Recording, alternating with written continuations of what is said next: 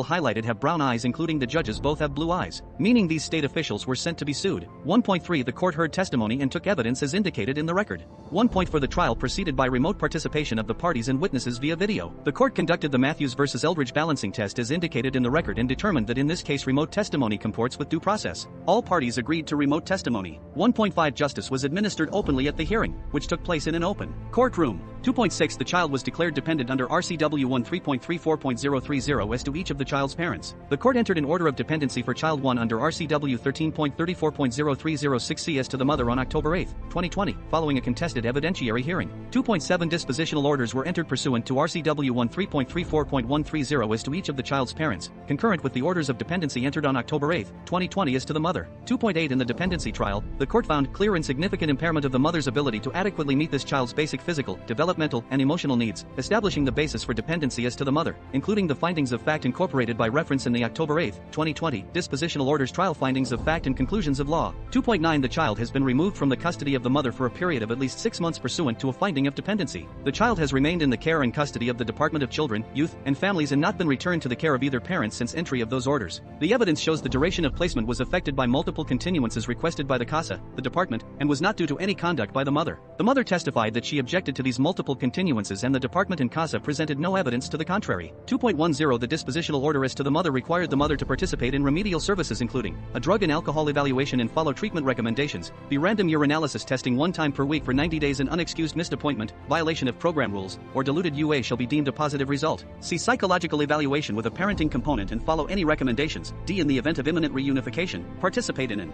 evidence-based in-home parenting service. 2.11 The dispositional order as to the mother provided for her to have visitation with the child twice per week for 2 hours per visit, supervised by DCYF or designee. Jody Davis, a visit supervisor with 30 years of experience, testified. She was credible and provided specific information about the most recent 9 months of visits. The mother attended and was prepared for visits. She brought snacks and crafts. She was engaged with child 1 and they showed love and affection for each other. Mother never lost her temper with child 1. Mother worked crafts with child 1 and helped child 1 work through frustration. She was patient with child 1 and competently handled child 1's emotional needs. Mother never showed any evidence of drug use during the visits. Mother's behavior during visits showed no evidence of untreated mental illness. Mother was often focused on the condition of child 1's hair, but there was evidence supporting that the foster parents were struggling to learn how to care for child 1's hair. Mother discussed mature topics with child 1, such as that her adult brother had been in a car accident. The evidence proved mother canceled only 3 visits for illness and car trouble over the span of 2 years. During the early weeks of the dependency, the department would not allow in-person visits. The evidence proved that child 1 was unable to pay attention during virtual visits. Mother, therefore, did not wish virtual visits as they were hard and unpleasant for her daughter. More recently, the department suggested increasing the number of visits per week. Again, child 1 expressed that she did not wish more visits because they interfered with her life activities in her foster home. Therefore, mother did not want to increase the frequency of visits. According to Ms. Davis, mother initially did not want to increase duration of visits because that would keep child 1 out too late. Mother then agreed in June 2022 to increase duration of visits instead. The court observes that this was reasonable and shows mother is taking into account child 1's need to be home earlier during school year and able to be out later in the summer. 2.12 Services ordered under RCW 13.34.136 have been expressly and understandably offered or provided to the mother. The department has attempted to engage the mother in ordered services by regularly mailing service letters outlining her court-ordered services, as well as communicating with her concerning services in person, by phone, via text, and by email. A drug and alcohol evaluation and follow treatment recommendations. The mother has been referred for a substance abuse evaluation to multiple locations. She obtained an evaluation in December of 2021, based solely on her self-report, which recommended outpatient treatment, but the mother did not enroll or complete this.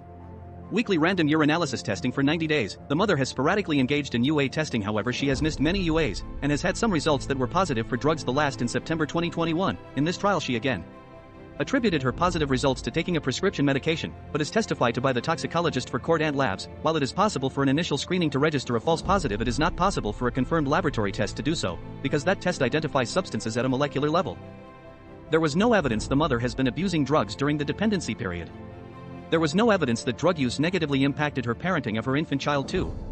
There is evidence that mother is not abusing drugs, including being on time and prepared for visits, only missing 3 visits, and communicating with the visitation supervisor when unable to attend due to illness and lack of transportation, full participation in the court proceedings including representing herself and attending all hearings, parenting her infant child 2. Child 2 was born in September 2021 drug-free, mother's last positive UA September 2021, mother reliably on time for trial every day and affirmatively arranged a recess in advance for a job interview, and mother's preparedness for trial including preparing witness questions and uploading exhibits. Evidence-based in-home parenting service. This service was ordered to commence upon reunification, to support the family in the home environment. Although reunification did not occur, DCYF DCYF did provide the mother with the opportunity to participate in such a service PPP in mid-2022, as part of an FCAP recommendation to increase the mother's contact with the child and incorporate that provider to determine the mother's ability to undertake increased parenting responsibility.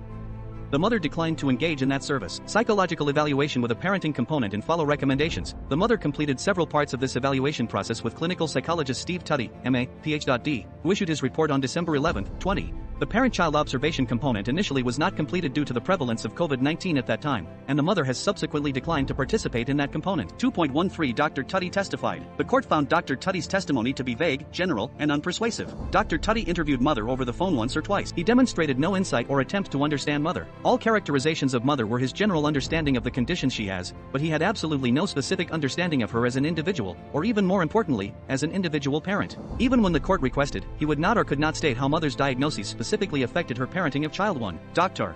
Tutty diagnosed the mother with substance use disorder and a provisional diagnosis of bipolar illness severe with observed traits of grandiosity, entertaining beliefs that typically are not supported by evidence, a high level of paranoia that creates challenges in trusting the intentions of others, as well as hypervigilance and aggression. However, Dr. Tutty did not consider that any of mother's concerns about how the department was dealing with her or child 1 might be valid or partially factually grounded. This court finds her concerns to be valid and based in fact. Therefore, this court rejects Dr. Tutty's evaluation and testimony as unsupported. Dr. Tutty concluded, generally and unpersuasively, that the mother's identified clinical and parenting deficits interfered with her ability to provide children with a predictable, stable, safe, adequately structured, and consistently nurturing home environment. The court accepts Dr. Tutty and others' testimony that such an environment is ideal for a child to be able to reach their developmental milestones. He testified that the mother's deficits present a high risk toward adversely affecting the safety and welfare of a child in her care. However, he could not or would not specify how. 2.14 Dr. Tutty recommended several services for the mother but noted that she did not appear to be amenable to treatment services given the high level of distress, untreated bipolar illness, and adverse impact of substance use disorder. He testified these conclusions were generally true of persons suffering from these disorders. He could not provide any specifics about how mother's disorders affected her parenting. The court finds his observations to be conclusory and unpersuasive. His prescribed services included a consult with her neurologist and undergo diagnostic imaging to determine if functional impairments exists and regarding psychotropic medications. The department has repeatedly encouraged the mother to consult with her primary care provider and insurance to obtain an appointment with a neurologist for the recommended diagnostic imaging and psychotropic medication consult and has requested information about her provider and insurer to assist in this process, but she has not responded. She did do a medication assessment at Therapeutic Health Services THS, which resulted in a prescription for Seroquel, and mother testified that she takes it regularly but less than prescribed because it makes her sleepy and interferes with her ability to parent her infant child too. The court finds, based on Dr. Tutty's demonstrated lack of insight into mother and his lack of specific testimony about her, that the diagnostic imaging requirement is superfluous. The evidence supports that mother is in compliance with taking her medication. This evidence of compliance includes the observations the court listed in support of the conclusion that mother is not abusing drugs. This court observed no evidence of mother's bipolar disorder affecting her during this trial. While mother was frequently angry and explosive at the department in this court, she concurrently cared for child 2 on camera during stressful times without any stress directed toward child 2. Ms. Davis, the visitation supervisor, presented no evidence that mother showed symptoms of bipolar disorder other than when mother would get angry at Ms. Davis for missed, late, or changed visits. The court finds this ire directed only at the department and those she perceives to be working in concert with the department. Establish a working therapeutic relationship with a therapist approved by the department who is skilled in both cognitive behavioral treatment as well as dialectical behavioral treatment, to address her understanding of limitations in her insight and judgment over the years and how to correct it going forward. Mother has been in therapy at THS for approximately a year and has been seeing Ms. Diadoc, who meets these criteria. Ms. Diadoc testified. The court finds she was a credible and persuasive witness. She provided specific details of how mother's bipolar and post-traumatic stress disorders affect her interactions with the department. They do not interfere with her ability to work with Ms. Diadoc. Ms. Diadoc demonstrated a keen understanding of mother's mental health needs. She testified they are working on mother's distrust of the department and her tendency to perseverate on the injustice she has suffered at the hands of the department so that she can move past it and fulfill the department's myriad requirements for her to get her child back. Mother refused to sign a release of information for the department. However, she sought out and has been engaging in treatment on her own. This demonstrates insight into and dedication to treatment of her mental illness. She is taking her medication. The court finds mother is in compliance with this portion of the dependency order. Complete intensive outpatient treatment for substance abuse. There is no evidence that the mother is currently abusing drugs and there is significant evidence that she is not, including her impeccable attendance record and preparedness for visitation, her interactions with child 1 at the visits, her current therapist's observations during treatment, her participation in this trial, and this court's observations of her parenting child 2 during trial. Participate in sober support services following treatment. The mother has declined department efforts to engage her in sober support services. There is no evidence that the mother is currently abusing drugs, and there is significant evidence that she is not, including her impeccable attendance record and preparedness for visitation, her interactions with child 1 at the visits, her current therapist's observations during treatment, her participation in this trial, and this court's observations of her parenting child 2 during trial. Complete the parent-child observation component of the psychological evaluation. Dr. Tutty recommended that this be completed with him prior to considering reunification, to assess the parent-child bond and to better determine the mother's overall parental fitness. The case has not reached the point where reunification has been considered as an imminent possibility, but the department has provided the mother with Dr. Tutty's contact information or to facilitate contact if she wished to engage in that session. The mother has repeatedly declined to participate, stating that Dr. Tutty lied about her in his evaluation, referring to the description contained in his report of the information provided to him by the department. This court finds that mother's perception that Dr. Tutty lied about her to be based in Dr. Tutty's lack of insight and misunderstanding of mother. While reasonable minds could disagree with mother's perception, her perception does have some basis in fact and is not irrational. This court finds that Dr. Tutty is not a helpful or credible resource and that he showed no insight into mother. By contrast, Jody Davis has observed dozens of hours of interaction between. She has 30 years of experience as a visitation supervisor and is responsible for monitoring and providing detailed observations of parent-child interactions, their bond, and parental fitness. She provided very specific examples of mother's interactions with child 1 over many hours. Based upon the court's evaluation that Dr. Tutty's opinion and testimony was conclusory and unpersuasive, even if mother had participated in a several-hour observation component with Dr. Tutty, Ms. Davis's observations and opinions that assess the parent-child bond and the mother's overall parental fitness carry more weight than Dr. Tutty's. Based on her months of observations, Ms. Davis provided evidence supporting that mother and child 1 have a very strong emotional bond, each to the other. Mother is responsive to child 1's needs, is engaged with child 1, is patient with child 1 even when child 1 would have tantrums, and clearly loves child 1. Child 1 clearly loves her mother. They hug, sit close together. Sometimes child 1 sat on her mother's lap, work on crafts together, watch YouTube and laugh together. Mother brought the family pet to visit so child 1 could love the pet. Mother encouraged child 1 to engage with child 2. Overall, the emotional connection between child 1 and mother was strong and healthy. When the court asked Ms. Davis to outline her concerns about mother's fitness to parent child 1, Ms. Davis testified she had only 3. First, mother gave child 1 too much candy. While mother brought other snacks, she also brought too much candy. Second, mother did not do homework with child 1 at visits, except for one occasion when Ms. Davis suggested it. Third, mother discussed topics with child 1 such as her brother's car accident and that mother became pregnant while in jail. There was no evidence that child 1 was distressed by these discussions. 2.15 In early 2022 the department also sought a foster care assessment program FCAP evaluation of the family to determine if there were any other means to potentially enable reunification. That service was ordered by the court over the mother's objection and was conducted by Danielle Bellamy. The mother refused to communicate with or provide information to Ms. Bellamy, who prepared her recommendations in consultation with an FCAP team at Harborview. Those recommendations, contained in her report issued on April 26, 22, were that the mother participate in increasing visitation with child 1 and work with a PPP parent educator during visits, to determine the mother's ability to take on additional parenting responsibility and to meet child 1's needs. She recommended that if the mother was not able to make positive progress within 60 to 90 days, termination should be pursued to promptly provide child 1 with the permanency the child needed. The department discussed those recommendations with the mother, and even proposed continuing the termination trial date out to observe the outcome, but the mother refused to participate. The court finds Ms. Bellamy's method was appropriate, but her testimony and report simply documented the opinions of others. Ms. Bellamy's recommendation was to work toward reunification. Part of her plan was to increase the frequency of visitation. Mother testified that she was aware child 1 did not want to increase visits because visits required significant travel time and took her away from her normal childhood activities. The foster mother provided this same information to Ms. Bellamy. Further, both mother and the foster mother astutely observed the transitions before and after visits were traumatic for child 1 in large because child 1 was deprived of understanding why she had to be a foster child and her baby sister got to live with her mother. The court finds mother's decision not to increase visits shows great insight into the emotional needs of an 8-year-old, putting child 1's needs above her own desire to see her daughter, and is a demonstration of her ability to adequately meet the emotional needs of her daughter. Visitation is inherently traumatic and disruptive to child 1 and mother recognizes this.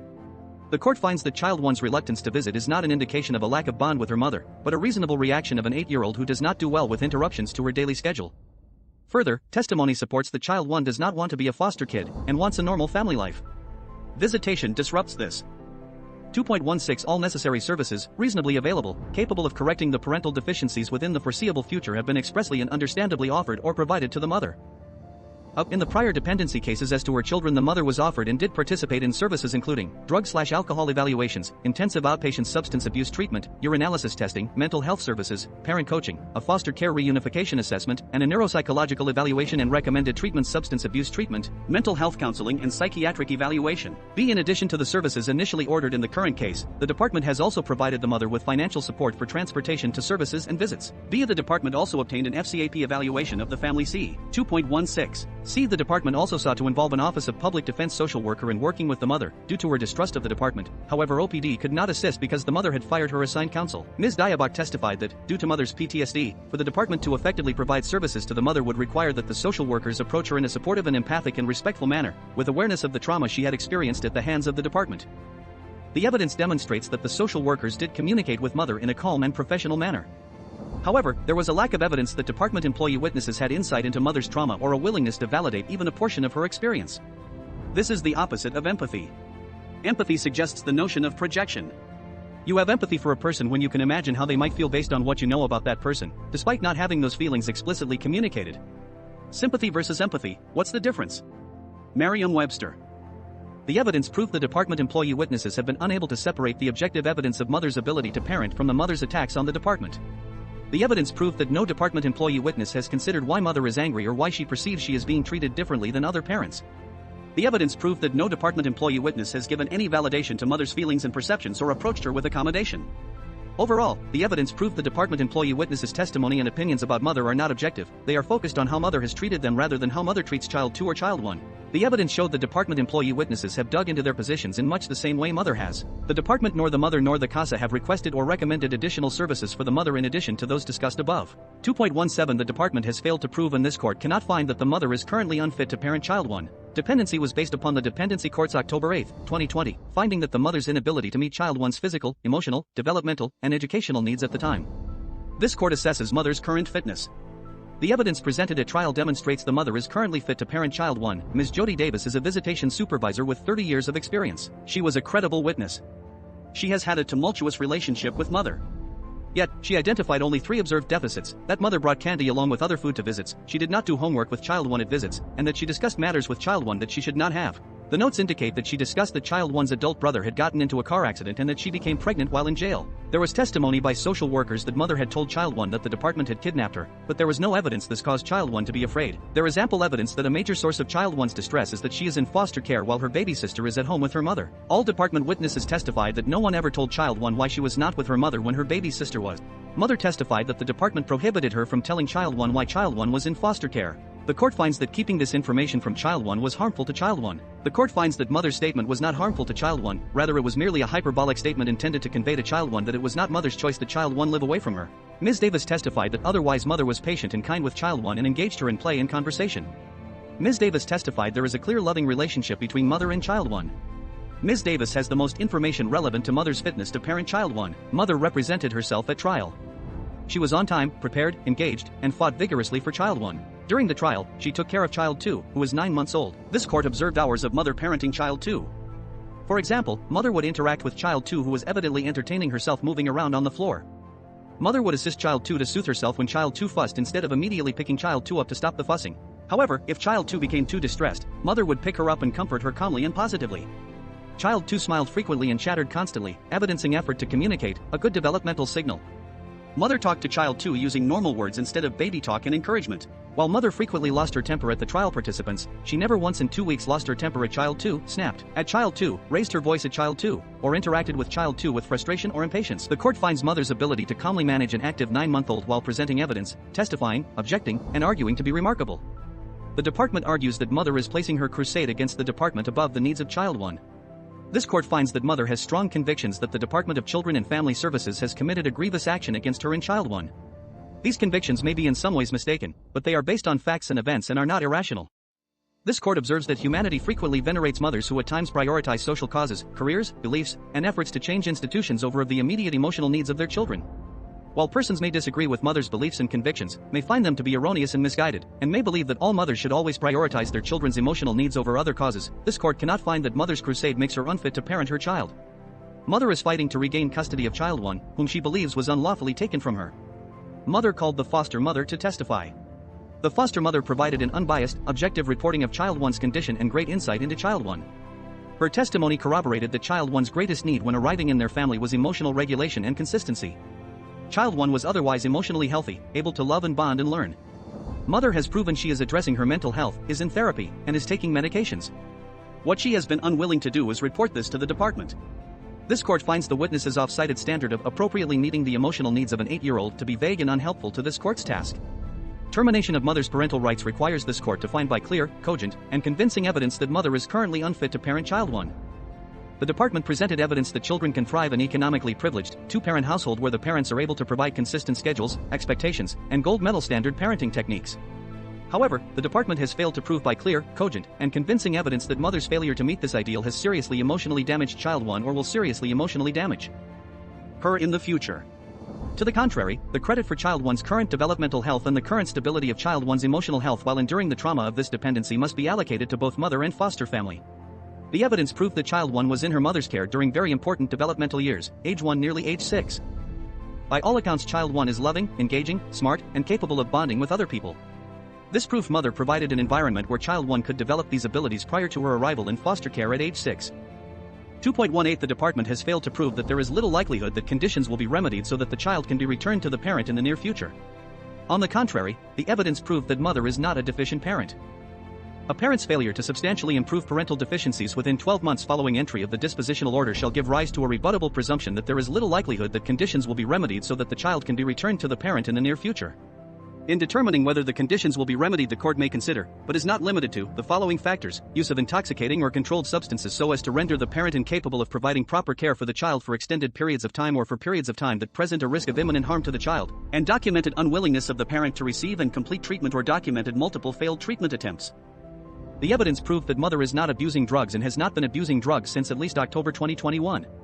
Any speculation of drug use based on failure to do UAs is overcome by evidence that mother is providing proper care for child 2 and meeting all other responsibilities of visitation with child 1, is reliable, on time, and prepared for visits, and is engaging in mental health treatment and taking prescribed medications.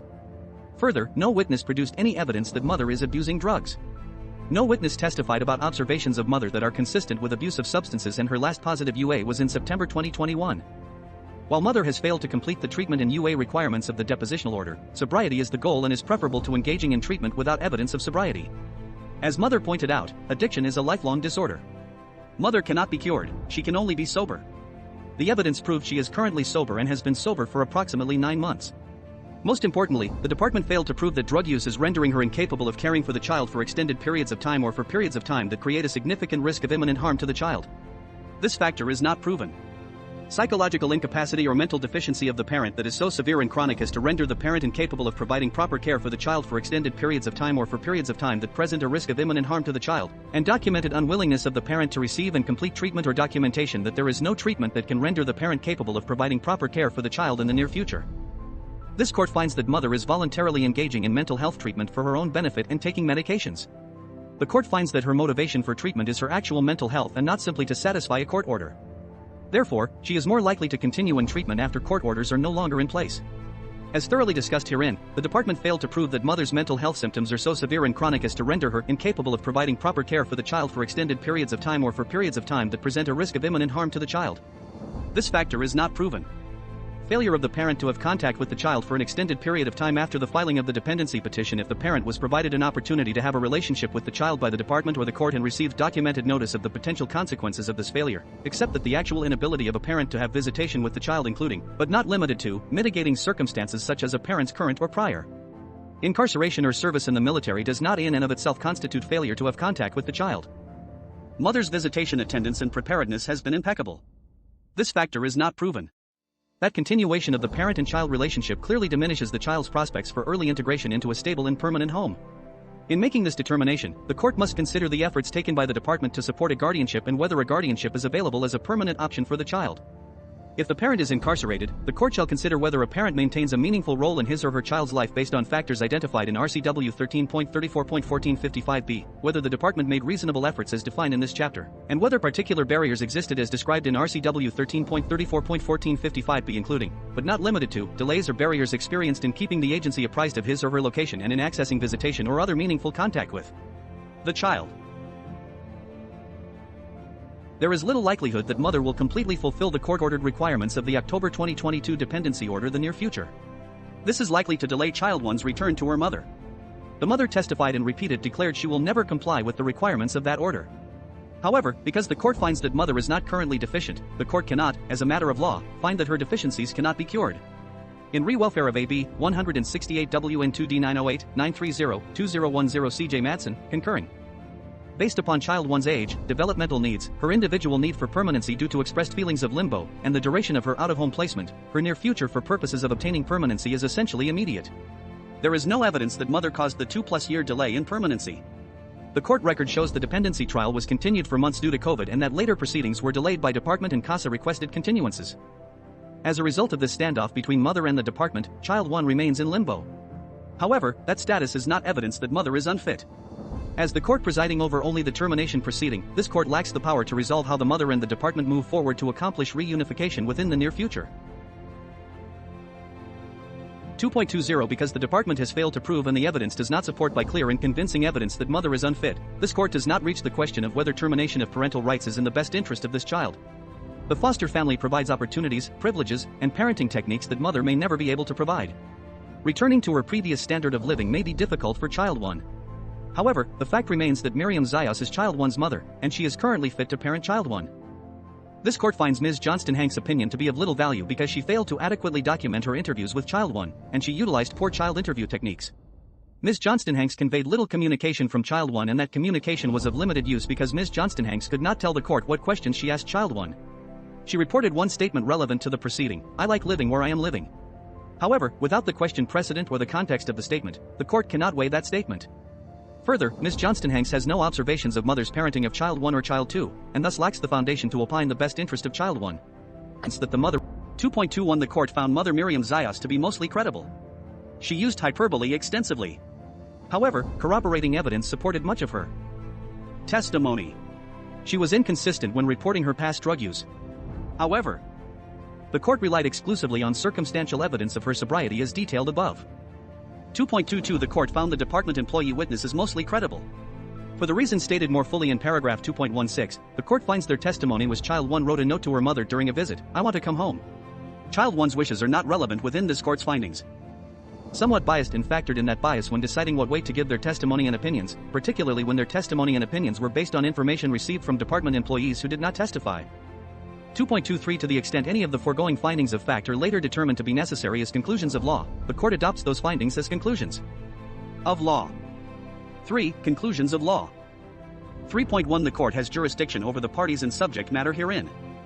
3.2 The department proved by clear, cogent, and convincing evidence that mother has failed to perform some of the services offered her by the department and required by the dispositional order. 3.3 The department failed to prove by clear, cogent, and convincing evidence that Miriam Zayas is currently unfit to parent her child one Angel Diane Kiril Zayas.